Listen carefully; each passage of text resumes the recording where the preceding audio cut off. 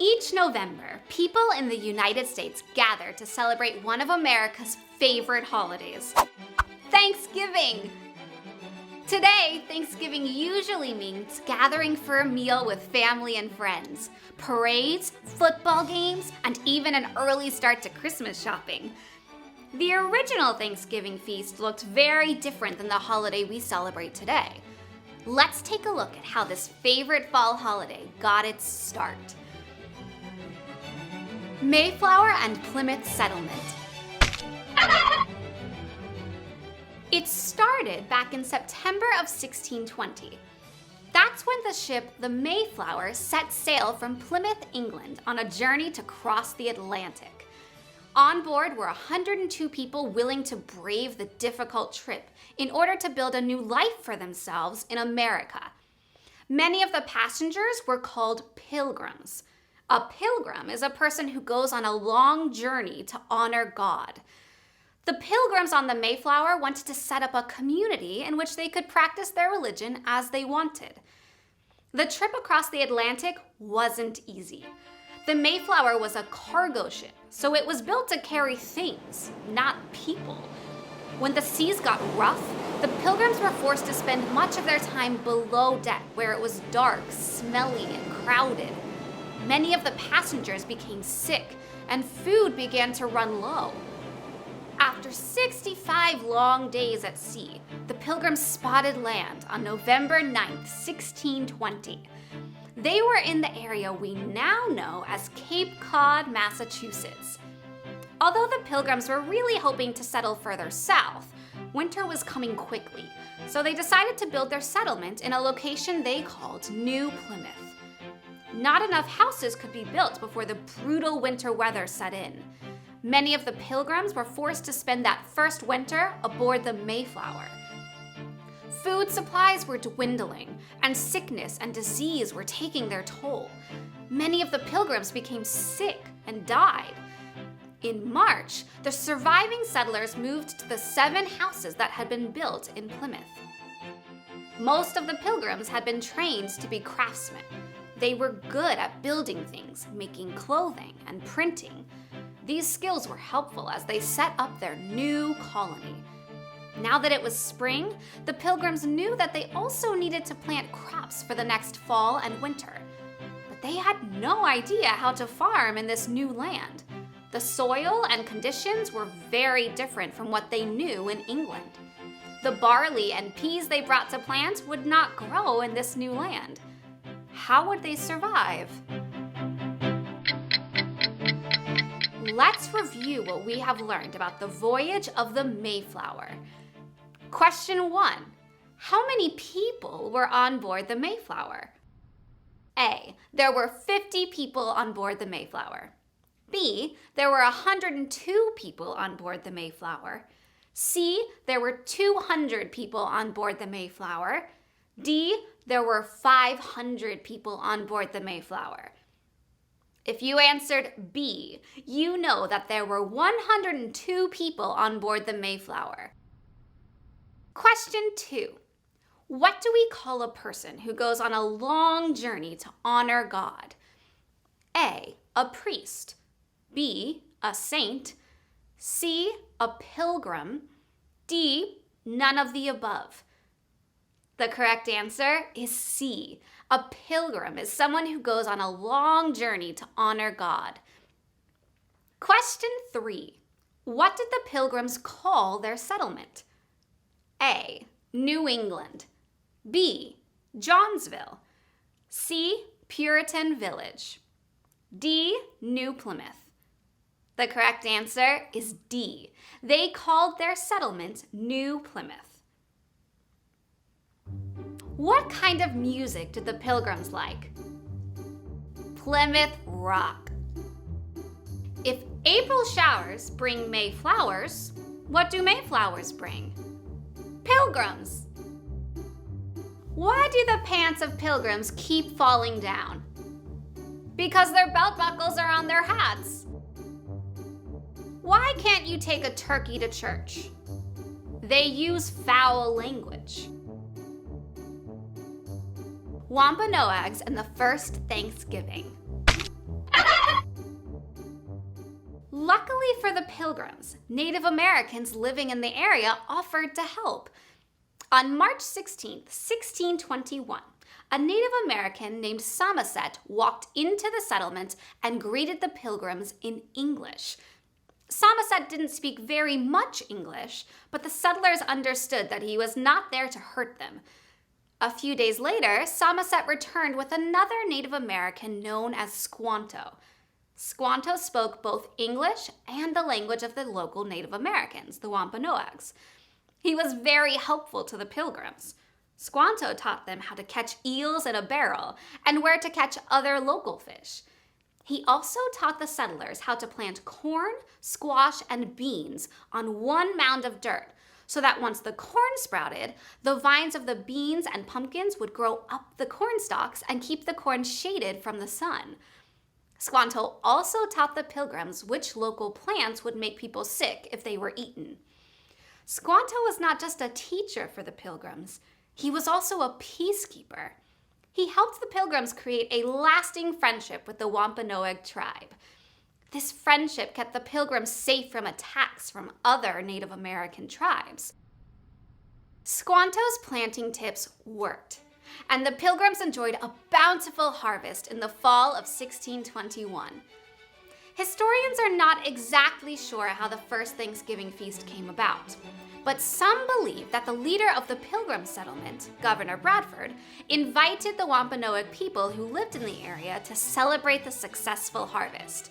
No one is sure of the exact day of the feast, but we do know that it lasted for 3 full days. It is believed that 90 Wampanoag people joined the Pilgrims for the festivities. I bet you are wondering what kind of food was served at the first Thanksgiving. 2 of the Pilgrims, Governor Bradford and Edward Winslow, kept journals about the big event. They noted that some of the men went out hunting for fowl before the 3-day feast. The hunters likely caught wild turkeys, ducks, and geese to eat. Edward Winslow's journal mentioned that the Native Americans brought 5 deer to the celebration.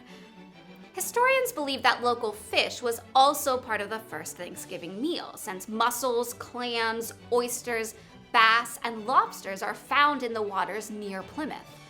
Fresh fruit like blueberries, plums, gooseberries, and cranberries were also probably eaten. One modern-day Thanksgiving favorite that didn't appear at the first Thanksgiving was pumpkin pie. The colonists didn't have butter and flour necessary to make pies, and they hadn't yet built an oven to bake in. The Pilgrims and the Wampanoag people wanted to celebrate with good food and some fun. Some of the men marched in a little parade. Others showed off their skills by shooting target practice. Historians believe that the Pilgrims and the Wampanoag people showed each other how to play simple games from each other's cultures, sang, danced, and even challenged each other to running races. Let's review what we have learned about the first Thanksgiving. Question 1. In what way did Squanto help the Pilgrims? A. He taught them how to catch local fish. B. He taught them how to plant corn, squash, and beans so that they would grow well. C. He helped keep the peace between the Pilgrims and the Native American tribes. D. All of the above. If you answered D, you know that Squanto helped the Pilgrims in all of these ways. Question 2. For how many days did the first Thanksgiving feast last? A. 1. B. 2. C. 3. D. 5. The correct answer is C. The first Thanksgiving feast lasted for 3 days. Question 3. What was part of the first Thanksgiving feast? A. Good food, including fish and wild turkeys. B. Running races. C. A parade. D. All of the above. If you answered D, you know that all of these were part of the first Thanksgiving celebration. What key won't open any door? A turkey. What do you get when you cross a turkey with a banjo? A turkey that can pluck itself. Why was the Thanksgiving soup so expensive? It had 24 carrots.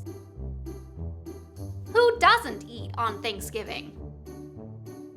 A turkey, because it is always stuffed. Thanksgiving becomes an annual holiday. It is believed that the Pilgrims held their second Thanksgiving feast 2 years later in 1623. Many years later, in 1789, President George Washington proclaimed Thursday, November 26, 1789, to be a day of sincere and humble thanks. But Thanksgiving wasn't considered an annual holiday just yet. After President Washington's Thanksgiving proclamation, many states continued to have a yearly Thanksgiving holiday. But each state chose their own date for the celebration. One woman, Sarah Buell Hale, set out to change that. She believed strongly that Americans should celebrate Thanksgiving together on the same day, like a big family. Miss Hale was a writer and an editor. In fact, she is believed to be the author of the poem Mary Had a Little Lamb. She decided to write to the President of the United States to ask him to make Thanksgiving a national holiday. Miss Hale sent her letter first to President Zachary Taylor. He said no. But Sarah Hale did not give up. She sent her letter to the next president, Millard Fillmore.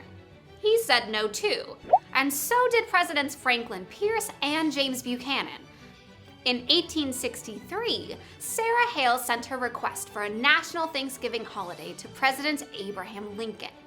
She explained her belief that a national Thanksgiving holiday should occur on the last Thursday in November, because that was the day that President Washington had chosen for his proclamation. After 30 years of letter writing, Sarah Hale got her wish. In 1863, Abraham Lincoln declared the fourth Thursday in November to be a national day of Thanksgiving. Both Miss Hale and President Lincoln knew that with the country fighting a civil war, a day of thankfulness would be important for all Americans. Sarah Hale became known as the Mother of Thanksgiving. In 1939, President Franklin Roosevelt tried to change the Thanksgiving holiday to the third Thursday in November. He did this to help businesses get a jump start on Christmas sales.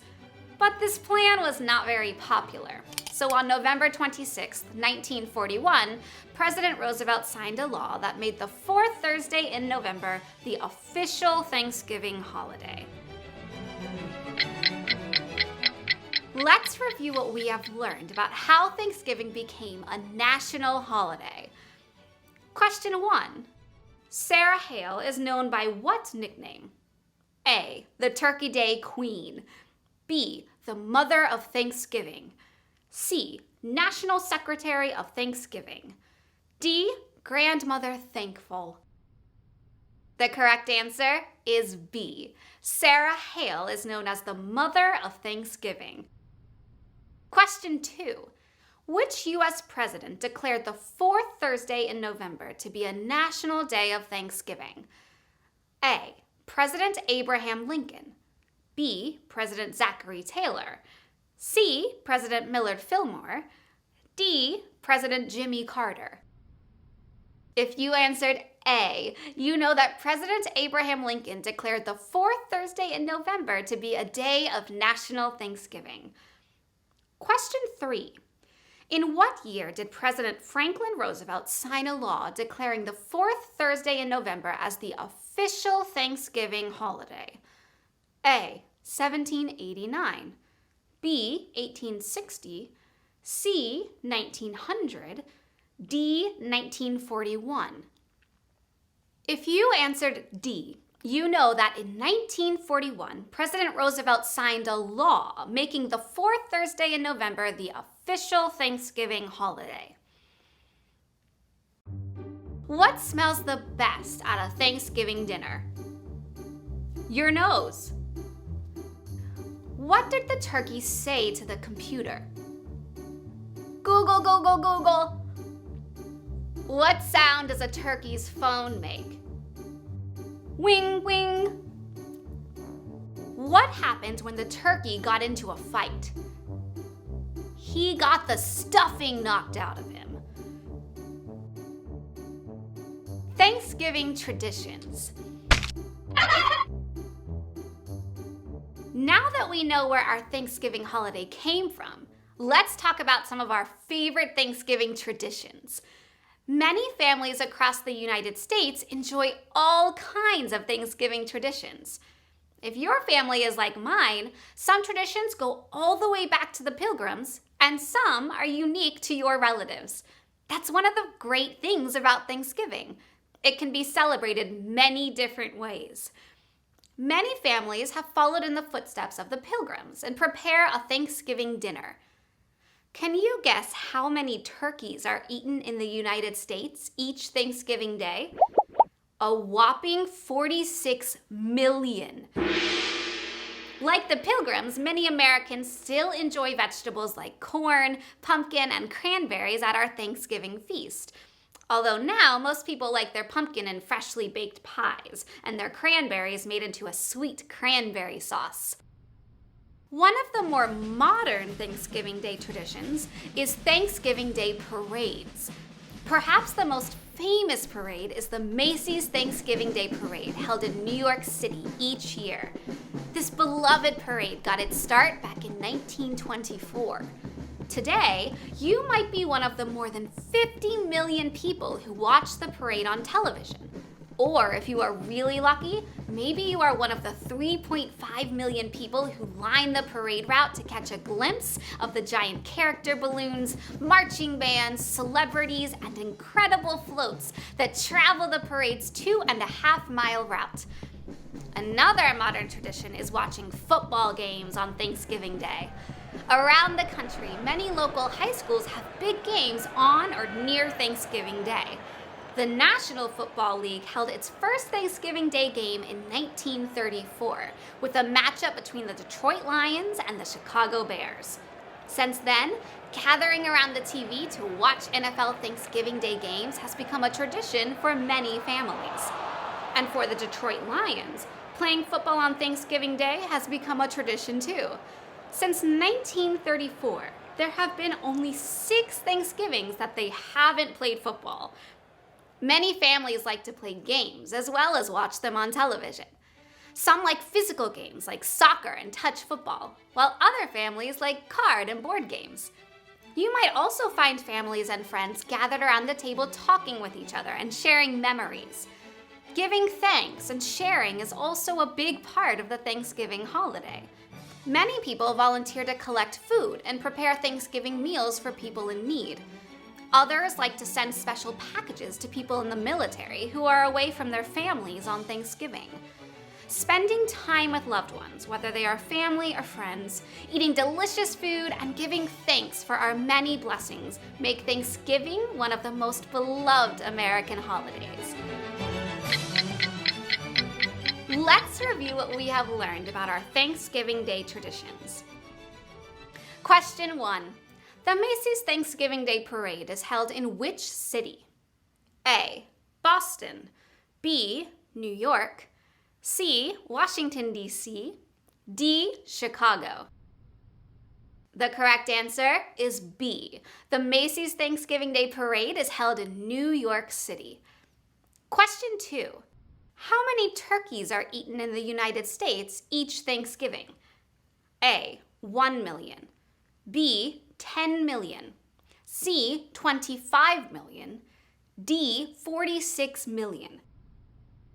If you answered D, you know that about 46 million turkeys are eaten each Thanksgiving in the United States.